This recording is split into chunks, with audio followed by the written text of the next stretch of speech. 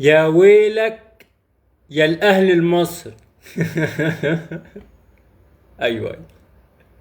يا ويلك يا الاهلي المصري، جاي لك الزعيم العيناوي. حصل. جاي لك القاهرة. حصل. ده مش فريق في الدوري المصري، لا، ولا فريق في دوري ابطال افريقيا. حصل. جاي لك زعيم اسيا. حصل. حصل. جه عمل ايه؟ ما اصله جه يا مرحب، خد واجب الضيافة، وخد اللي فيه النصيب والاسمة، وخد على قفاه 3 زبد، 3 محترمين. والنادي الاهلي اول ما استقبله قام مطفي النور يا بهية.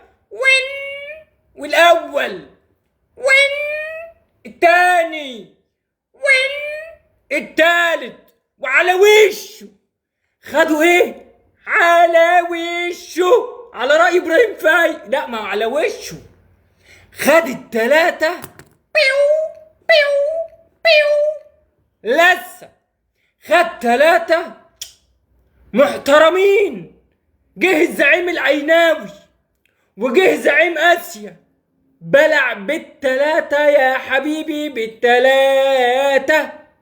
واللي كان بيطلع يقول لك ده ايه، ده احنا هنعتبرها تمرينه. هي فعلا كانت تمرينه. هو فعلا كان، بص، ماتش 3 تكسات. ايه بقى، في ايه بقى؟ ما كانش ماتش كوره ده. دي اللمبه الحمراء اشتغلت. النادي الاهلي طفى النور وشغل اللمبه الحمراء على الزعيم العيناوي وعلى زعيم اسيا. عمالين تنفخوا فيهم، وتنفخوا في سفيان رحيمي، وتنفخوا في اللعيبه. يا عمي ده ما بينفعش معاه ولا زعيم اسيا، ولا زعيم مش عارف مين، ولا ملك ايه. مفيش الكلام ده. ما هي بطلت. النادي الاهلي مهكر اللعبه، ده اللي لازم تقتنع بيه. لاعيبه النادي الاهلي ممكن ما تكونش في فورمتها في ماتشات، ولكن بيكسبوا برضه. ممكن تعدي بطوله وتقطع ودنها من بطوله، لكن هو النادي الاهلي هو ده زعيم القاره، سواء قاره اسيا او مش عارف زعيم اسيا. هو النادي الاهلي ملك قاره اسيا وافريقيا، وزعيم قاره اسيا وزعيم قاره افريقيا. وشاء من شاء وابى من ابى. هتقول لي اصل زعيم اسيا وزعيم، مفيش الكلام ده. كله بيجي ياخد على وشه عادي جدا. كله بيجي ياخد اللي فيه النصيب والاسم. كله بيجي في الدور، كله يقف في الدور ويقف في الصف وياخد اللي فيه النصيب والاسم، وياخد وضع التنجيد ووضع الهلالة. من سكات، من سكات.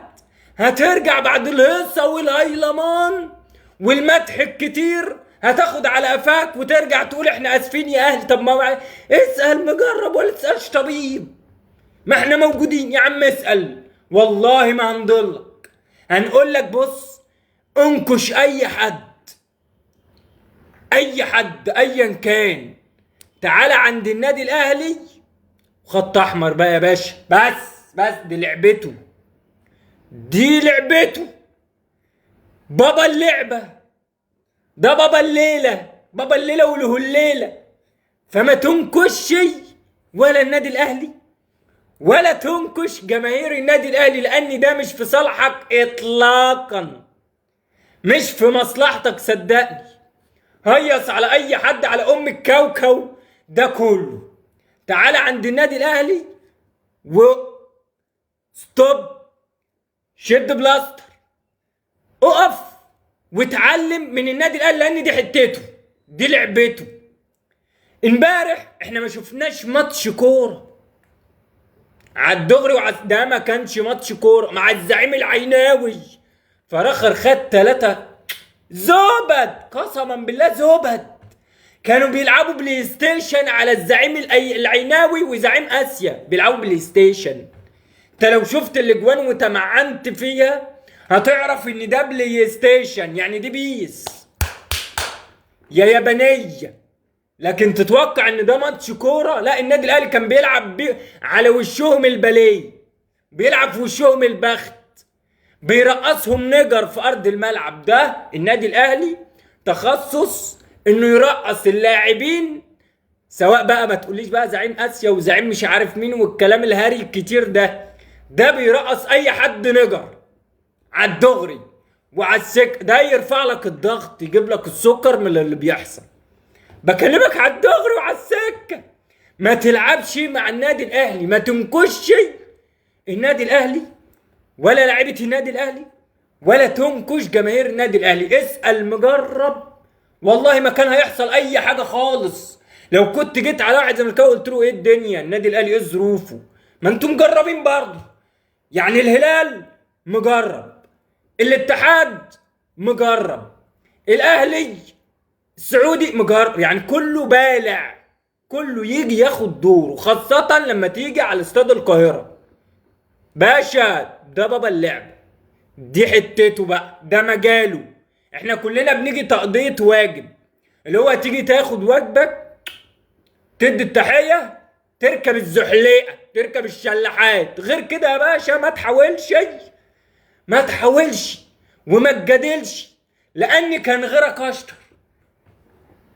هقول لك، الهلال السعودي وجماهير الهلال السعودي برضه قعدت تزيط وقعدت تضرب وقعدت تعمل مش عارف ايه والحركات دي، خدوا على وشهم على ارضهم وسط جماهيرهم.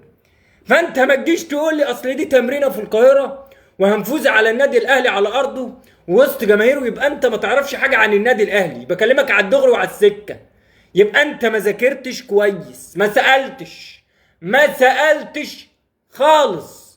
فما تجيش، ما تحاولش انت تاخد دورك زيك زي اي حد تاني، تاخد على قفاك وتاخد اللي فيه النصيب والقسمه، وشكرا يا سيدي المعلمين، وتسلم ايدك يا سيدي المعلمين، وتركب الناقه وتشرخ.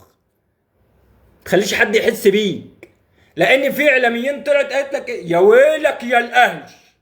اهو جيت وقعدنا نضحك برضه وقعدنا ننبسط عادي، ادينا بننكش في بعض، مفيش مشكله.